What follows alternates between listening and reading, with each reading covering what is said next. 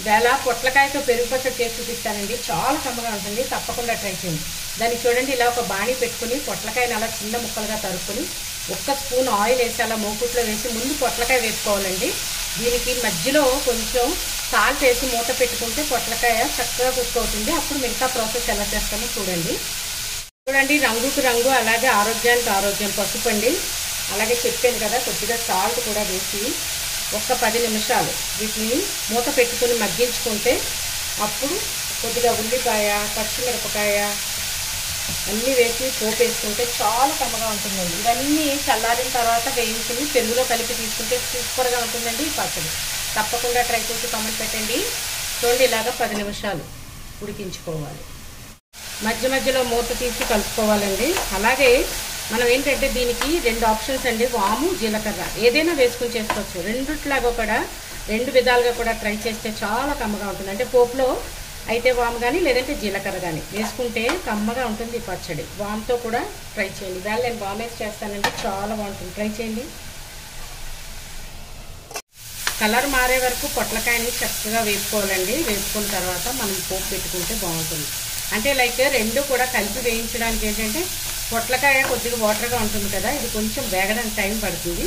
ఇది వేగిన తర్వాత మనం ఉల్లిపాయ ముక్కలు అలాగే చెప్పాను కదా మిగతా ప్రాసెస్ వేయించుకుంటే 2 చల్లారిన తర్వాత కలిపి తీసుకుంటే చాలా బాగుంటుంది. పొట్లకాయ వేగిపోయిందండి, వేగిపోయింది, పక్కన పెట్టుకుని ఇప్పుడు పోపు వేసుకుంటే పచ్చడికి రెడీ అవుతుంది. చూడండి, అదే బాణీలో 1 స్పూన్ ఆయిల్ వేసుకుని కొద్దిగా అవ్వాలండి. అలాగే వాము చెప్పాను కదా, ఇందులో ఈవేళ వాము వేస్తానండి, చాలా బాగుంటుందండి, మంచి ఫ్లేవర్ ఇస్తుంది, మన ఆరోగ్యానికి కూడా చాలా మంచిది. అలాగే పచ్చిమిరపకాయ ముక్కలు కారానికండి, అలాగే ఉల్లిపాయ ముక్కలు, అలాగే కరివేపాకు, ఎండుమిరపకాయ, కొత్తిమీర మనం వేపుకున్న పొట్లకాయ ఉంది కదండి అందులో వేసుకుంటే బాగుంటుంది. ఇందులో వేసేసుకుంటే వాసన ఉండదండి, అందుకని వేపిన పొట్లకాయలో వేసుకుంటే బాగుంటుంది. అలాగే చూడండి, ఇది కూడా శుభ్రంగా వేగనిచ్చి ఆ వేపిన పొట్లకాయలో కలిపి మనం 2 చల్లారిన తర్వాత పెరుగు వేసి తీసుకుంటే చాలా కమ్మగా ఉంటుంది పచ్చడి.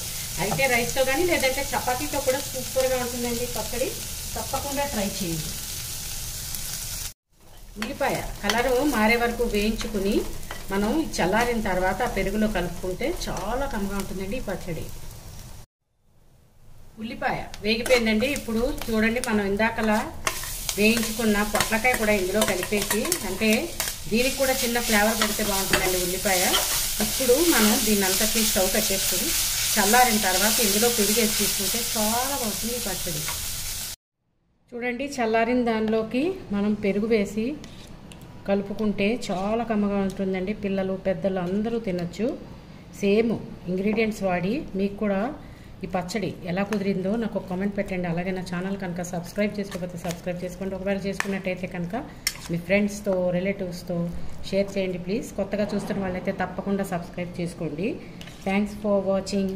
చూడండి, ఎంత పెరుగు కావాలంటే అంత పెరుగు వేసుకోవచ్చు. కమ్మని పచ్చడి, పొట్లకాయ పెరుగు పచ్చడి. ట్రై చేసి కామెంట్ పెట్టండి.